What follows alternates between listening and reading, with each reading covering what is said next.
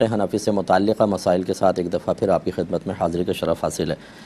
ایک یہ کویسچن اور پھر کچھ کویسچنز تھے۔ یہ پوچھا تھا کہ اگر کوئی مدینہ شریف حاضری کی نیت کرتا ہے لیکن ساتھ ہی اس کی نیت یہ ہے کہ میں کچھ تحفے بھی لاؤں گا تو کیا یہ خالص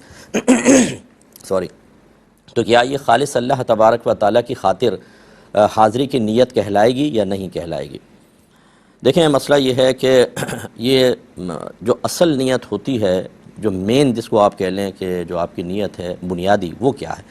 اگر تو صرف حاضری کی نیت تھی، ضمن نیتوں کا اعتبار نہیں ہوتا، وہ تو 50 آپ نیتیں کرتے ہیں۔ آپ سوچتے ہیں میں ہوٹل میں ٹھہروں گا، میں وہاں پہ کھانا کھاؤں گا، میں فلاں سے ملوں گا، 50 نیتیں ہوتی ہیں۔ اگر ہر نیت اصل نیت کی راہ میں مزاحم ہو یا اس کو اس کی راہ میں رکاوٹ مان کے اس کو ریاکاری میں یا اخلاص نہ ہونے پر محمول کیا جائے تو پھر تو بہت ہی مشکل ہوگا۔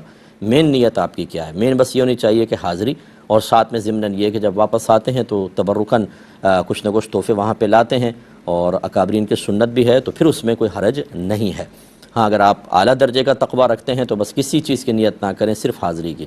پھر وہاں پہنچنے کے بعد واپس آتے ہوئے کچھ ارادے اور مزید ہو جائیں پیدا تو وہ الگ بات ہے۔ جب آپ جا رہے ہیں اس وقت کی نیت کا